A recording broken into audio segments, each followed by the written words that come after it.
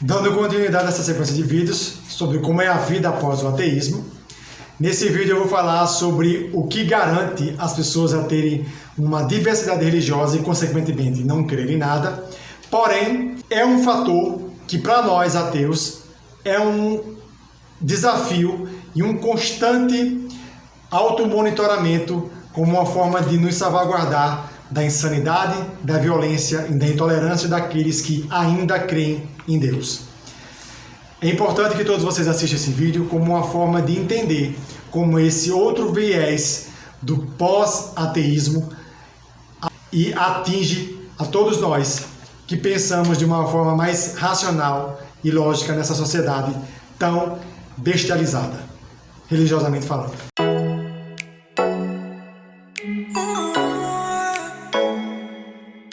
O maior escudo que um ateu utiliza hoje para dignificar a sua existência e a sua fala e até o seu discurso é com base na laicidade do Estado, garantida na Constituição Federal, que garante a todas as pessoas a terem o direito de crer em qualquer religião ou simplesmente não crer em nada. Tudo bem até aí, porque é um ditame, mais um ditame constitucional que por vezes não é tão respeitado. Porém, é interessante ressaltar que quando uma pessoa se manifesta de forma contrária ao que a grande maioria crê, ela pode se estar pondo em risco tanto a sua segurança de vida quanto a sua existência. De que forma isso acontece? A segurança de vida não está diretamente ligada à existência? Como é isso acontece? Quando você preceitua, está seguindo uma religião diferente ou simplesmente não crê em nada, você pode simplesmente ser discriminado em determinados contextos sociais, familiares ou socioculturais. Você pode ser discriminado ou não ser aceito em determinadas entrevistas de emprego ou seleção de profissionais. Então, todas essas vertentes são fatores que, mesmo uma pessoa tendo uma determinada concepção de vida, precisa se abster de externalizar essas vertentes até que ocupe determinados cargos de comando, até que ocupe determinada condição ou posição de respeito perante a visibilidade pública. Então, a vida de um ateu é quase como uma vida semi-criminosa, em que o ateu precisa se manter oculto e se manter distante da visibilidade pública de acordo com suas crenças, até ter perante essas pessoas algum grau de respeitabilidade, até ter algum grau de importância ou de respeito ou de conquista do espaço que ocupa, para que de fato venha a se expor como tal, para que de fato venha a dizer ou a responder que vá com Deus, que Deus te acompanhe, Deus te abençoe, e você simplesmente responder que prefere sozinho. Ou que prefere, eu vou rezar por você. E ao invés de, quando a pessoa fala isso, você diz, ao invés de oração, me manda um pix. E assim por diante. São fatores que algumas pessoas interpretam isso ou como deboche ou como uma afronta. Mas na realidade é um viés em que as pessoas tentam de fato, pôr a sua concepção racional e lógica de mundo à frente. E, obviamente, há aquelas pessoas que, por um estresse do dia a dia, que por um determinado momento não suportam tanto ouvir outras pessoas esse tipo de imundícia o tempo inteiro e acabam externalizando o seu ateísmo de uma forma mais agressiva, de uma forma mais, digamos assim, não tão tolerante com as pessoas que tendem a falar mentiras o tempo todo nos nossos ouvidos.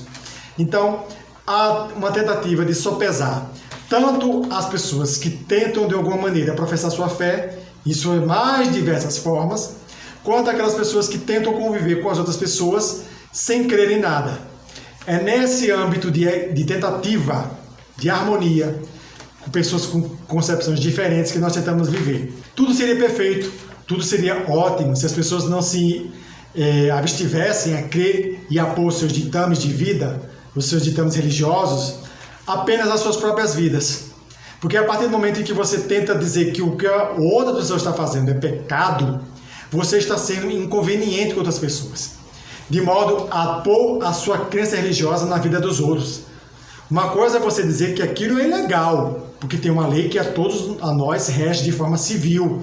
de forma politicamente estudada, antropológica, sociológica e juridicamente bem embasada. É outra conversa. Porque nós estamos pondo, com base em leis, com base em estudos sociais, para ditames que visem a uma harmonia social. É outra conversa.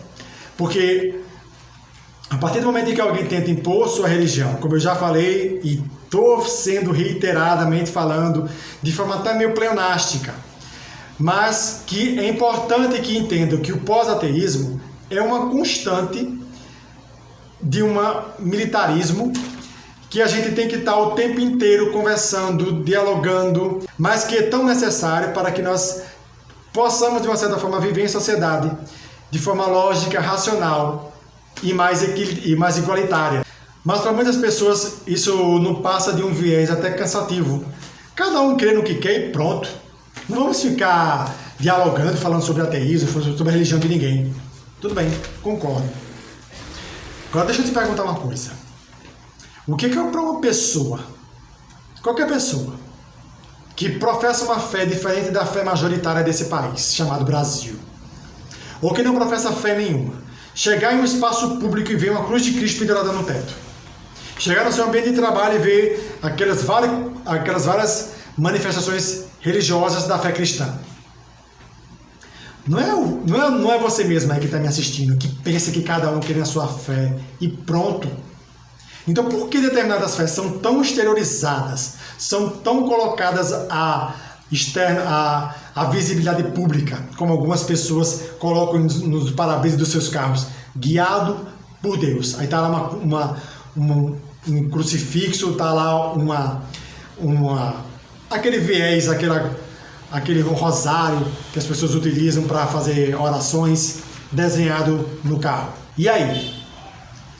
Essas pessoas estão externalizando a vida delas.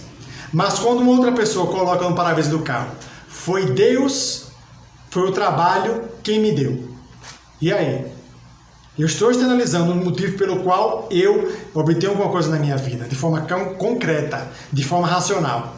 Eu, particularmente, só ganho alguma coisa se eu trabalhar, se eu ir atrás, se eu, literalmente, suar para conseguir. Eu não fico rezando para obter nada. As minhas contas se pagam com dinheiro, não é coração. E aí? Não foi você mesmo que falou, ou está pensando aí que cada um vive a sua vida e pronto? Então, como é que algumas pessoas têm o direito de externalizar a sua fé e outras não? É nesse ponto que converge um mar de intenções contrárias, de ideologias contrárias, que se arvoram a criar vários tipos de contendas, brigas e desentendimentos, que por vezes ceifam a vida de milhares de pessoas nesse mundo. Portanto, falar sobre o ateísmo pós a sua descoberta é viver num mundo em que você se sente a paz interior de que nenhum Deus ou nada sobrenatural vai influenciar na sua vida, mas que você precisa estar constantemente ciente e atento a tudo que é falado a seu respeito com base na fé alheia, que por vezes interfere incisivamente na sua vida e que de alguma maneira você precisa externalizar-se contra esses ditames. Você jamais vai ver algum grupo de ateus criando seitas ou falando em praças públicas ou colocando carros de som, propagando suas ideias. Se bem que alguns ateus, algumas associações já estão sendo criadas, informadas, de modo a lembrar as pessoas para essa outra vertente de concepção a respeito do que as pessoas têm como ideias em relação a deuses. Mas isso não é um viés feito de forma muito impositivo. Tudo com base no ateísmo instiga pontes de diálogo, instiga pontes de lógica, de racionalidades. E quem sabe pensar e quem tem predisposição para raciocinar, que infelizmente não é todo mundo, sempre acaba estabelecendo laços de vínculo interpessoal com essa ideologia. Que não é necessariamente uma ideologia, que não é uma coisa que você crê, é uma coisa que você desperta. O ateísmo não é uma ideologia, é uma coisa pelo qual você se dá conta que existe de fato, que é provável. Aí você pode estar me perguntando nesse momento, e você pode provar que Deus não existe? Pela ciência, a gente só prova aquilo que existe. O que não existe não deixa evidências. Mas, se você quer que eu prove que o seu Deus não existe, você primeiramente tem que me dizer qual é o seu Deus. É o cristão? É o grego? É o romano? É o islâmico? É o espírita? Qual é o seu Deus? Primeiro, depois você vai me dizer quais são os ditames que você diz, que você crê. Que eu pego cada ditame, cada viés que você fala e digo que na prática isso não se aplica. Que na prática isso não tem viabilidade, isso não tem concretude. E a partir do momento em que você se dá conta que o que você crê e aqueles ditames que você segue não tem aplicabilidade prática, não tem concretude na existência das nossas vidas, por consequência, o seu Deus não existe. Se você está disposto a aceitar isso ou não, é um problema seu. Agora não me venha me pedir para provar que o seu Deus não existe, porque você mesmo faz isso. Por fim, é interessante ressaltar que um ateu não precisa crer que o ateísmo existe, porque os próprios religiosos provam isso.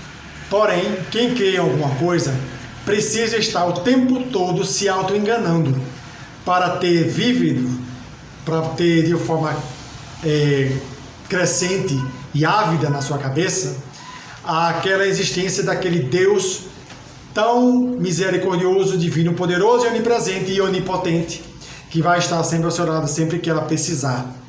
Então essa autoenganação precisa ser constantemente reiterada como uma droga viciante, como um ópio que as pessoas utilizam para se autoenganar sem se dar conta da realidade.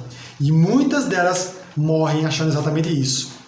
Como todo livre-arbítrio e como o direito de cada pessoa a viver da maneira que quiser, da forma como quiser,